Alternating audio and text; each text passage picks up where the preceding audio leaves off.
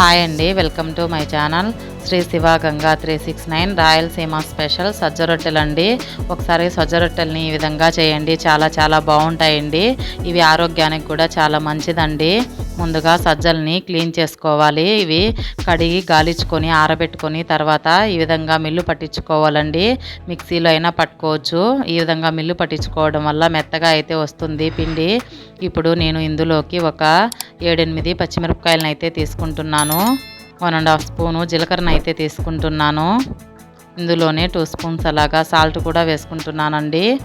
ఇలాగా పచ్చిమిర్చిలో సాల్ట్ వేసుకోవడం వల్ల మనకి మిక్సీ పట్టినప్పుడు పచ్చిమిర్చి కొంచెం గ్రీన్ కలర్లోనే అయితే ఉంటాయండి, బ్లాక్గా అయిపోవు. ఎప్పుడు కూడా ఇలాగా పచ్చిమిర్చిలో సాల్ట్ వేసుకోవడం వల్ల.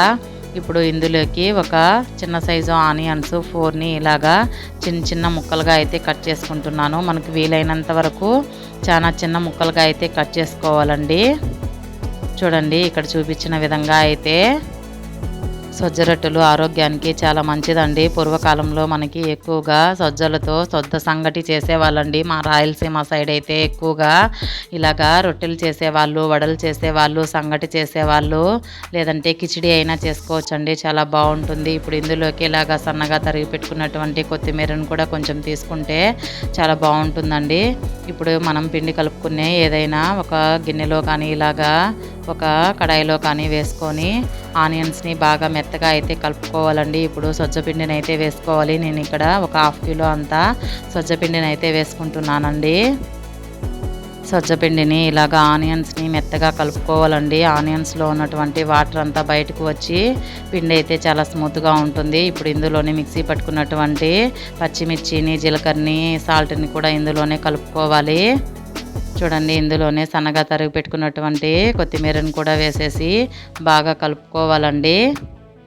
ఇప్పుడు ఇందులో కొద్దిగా వాటర్ వేసుకుంటూ మనము చపాతీ పిండిలాగా అయితే కలుపుకోవాలి. చూడండి, చాలా బాగుంటాయండి. ఈ విధంగా సజ్జ రొట్టెలు చేసుకున్నామనుకో మనము మిల్లెట్స్ని తీసుకోవడం వల్ల ఆరోగ్యానికి చాలా మంచిదండి. ఈ విధంగా సజ్జల్లో కూడా మనకి ఫైబర్ కంటెంట్ ఎక్కువగా ఉంటుంది. జీర్ణ వ్యవస్థ ఆరోగ్యంగా ఉండడం వల్ల మన ఆరోగ్యం కూడా చక్కగా అయితే ఉంటుందండి. అందువల్లనే మనం క్రమం తప్పకుండా ఇలాగా ఏదో ఒక రూపంలో మిల్లెట్స్ని అయితే తీసుకోవాలి. వీటిల్లో ఫైబర్ కంటెంట్ ఎక్కువగా ఉంటుంది. యాంటీ ఆక్సిడెంట్లు కూడా చాలా ఎక్కువగా అయితే ఉంటాయండి. సజ్జ రొట్టెలు ఈ విధంగా ఆరోగ్యానికి చాలా మంచిదండి. సజ్జ సంగటి అయితే చేసేవాళ్ళు రాయలసీమ సైడు పూర్వం ఎక్కువగా అయితే ఈ విధంగా చేసుకోవడం వల్ల ఆరోగ్యం కూడా చాలా చక్కగా అయితే ఉంటుందండి. చూడండి, ఈ విధంగా కొద్దిగా వాటర్ వేసుకుంటూ ఈ పిండిని అయితే మెత్తగా అయితే కలుపుకోవాలండి. ఇక్కడ చూపించిన విధంగా వాటర్ ఒకేసారి వేయకుండా కొన్ని వేసుకుంటూ అయితే కలుపుకోవాలి. సజ్జ రొట్టెలు ఈ విధంగా చేసుకొని తిన్నారంటే చాలా బాగుంటాయండి. ఎప్పుడు కూడా చేయాలనిపిస్తుంది. ఆనియన్స్ ఎక్కువగా వేసుకోవడం వల్ల మనకి టేస్ట్ అయితే చాలా బాగుంటాయండి. మరి సన్నగా అయితే కట్ చేసుకోవాలండి ఆనియన్స్ని, లేదంటే మనం పిండిని తట్టేటప్పుడు పెద్ద ముక్కలుగా అయితే పిండి అనేది విరిగిపోతుంది. ఆనియన్స్ను చిన్న ముక్కలుగా కట్ చేసుకోవడం వల్ల మనకి పిండి అయితే విరిగిపోదు. ఇలాగా పిండి పిసికేసి ఒక 10 నిమిషాల పాటు ఏదైనా క్లాత్ కప్పేసి లేదంటే మూత పెట్టేసి వదిలేయాలండి. తర్వాత ఇలాగా చపాతీ ముద్దల్లాగా చిన్న ఉంటలుగా చేసుకోవాలి. చూడండి, ఈ విధంగా వాటర్ తడుపుకుంటూ చిన్న ముద్దలుగా అయితే చేసుకోవాలి.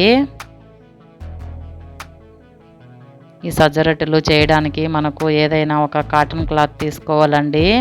కాటన్ క్లాత్ని వాటర్లో తడిపేసి ఒక చెక్క పైన కానీ లేదంటే ఒక పీట పైన కానీ పరుచుకొని ఈ ముద్ద అనేది పెట్టేసి చేత్తోనే తట్టుకోవాలండి. అప్పుడే మనకి సజ్జ రొట్టెలు అయితే చాలా చక్కగా వస్తాయి, చాలా బాగుంటాయి కూడా. దీన్ని పూరి కట్టెతో అయితే రుద్దరండి, ఈ విధంగా చేత్తోనే అయితే తట్టుకోవాలి. చూడండి, ఇక్కడ చూపించిన విధంగా క్లాత్ వేసేసుకొని ఇలాగా తట్టుకోవాలండి. మధ్యలో మనము వాటర్ తడుపుకుంటూ చేతికి ఇలాగా తట్టుకోవాలండి. చాలా బాగుంటాయి. ఈ విధంగా మీరు కూడా ఒకసారి ట్రై చేయండి. చూడండి, ఈ విధంగా పల్చగా చేతితో వాటర్ తడుపుకుంటూ అయితే ఈ విధంగా పల్చగా తట్టుకోవాలండి సజ్జ రొట్టెని.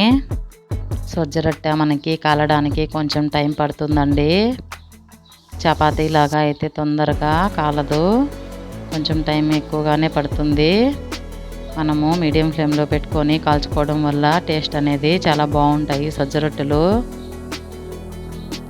చూడండి ఈ విధంగా తట్టేసుకొని ఏదైనా ఒక దోశ పెనం కానీ లేదంటే చపాతీ పెనం కానీ పెట్టుకొని ఇలాగా కొంచెం ఆయిల్ వేసి స్ప్రెడ్ చేసుకోవాలండి.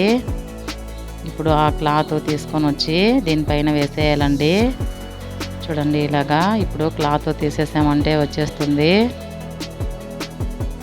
ఇప్పుడు పైన ఉన్నటువంటి తేమంతా పూర్తిగా ఆరిన తర్వాతనే మనం మరోవైపుకి అయితే తిప్పుకోవాలండి ఇలాగా. ఇప్పుడు ఇటువైపు కూడా ఒక 2 మినిట్స్ అలాగా కాలనిచ్చిన తర్వాత మరోవైపుకు తిప్పుకొని ఇప్పుడు ఇటువైపు కూడా ఆయిల్ కొంచెం స్ప్రెడ్ చేసుకోవాలండి. ఇలాగా ఒకవైపు నుంచి మరోవైపుకు ఒక 3-4 టైమ్స్ తిప్పుకుంటూ సజ్జ రొట్టెను అయితే బాగా కాలనివ్వాలి. చూడండి ఇక్కడ చూపించిన విధంగా చలాకుతో పైన ప్రెస్ చేస్తూ అయితే ఈ సజ్జ రొట్టెని కాలనివ్వాలి. అప్పుడే మనకి సజ్జ రొట్టెలు టేస్ట్ అయితే చాలా బాగుంటాయండి. పొరుము ఎక్కువగా ఇలాగా ఆయిల్ అయితే అసలు వాడేవాళ్ళు కాదండి. ఓన్లీ ఇలాగా సజ్జ రొట్టెను పెనం పైన వేసేసి కాల్చేవాళ్ళు. తర్వాత వెన్న తీసుకొని దానిపైన పూసేసి తినేసేవాళ్ళండి. ఇప్పుడు కూడా మా ఇంట్లో అయితే ఇలాగ తింటారు మా నాన్న వాళ్ళు. మేమైతే ఇలాగా కొంచెం ఆయిల్ వేసుకొని అయితే కాల్చుకొని తింటాము. చాలా బాగుంటాయి ఈ విధంగా కూడా. కావాలనుకుంటే ఇలా ఆయిల్ పూయకుండా ఒట్టియే కాల్చేసి తర్వాత వెన్న పెట్టేసామంటే వేడి వేడి వాటిపైన వెన్న అనేది కరిగిపోతుందండి. చాలా బాగుంటాయి ఈ విధంగా కూడా అయితే. వీడియో నచ్చితే ఖచ్చితంగా లైక్ చేయండి ఫ్రెండ్స్. లైక్ చేయడం మర్చిపోతున్నారు. అలాగే సబ్స్క్రైబ్ చేసుకోండి, షేర్ చేయండి. Thank you for watching friends.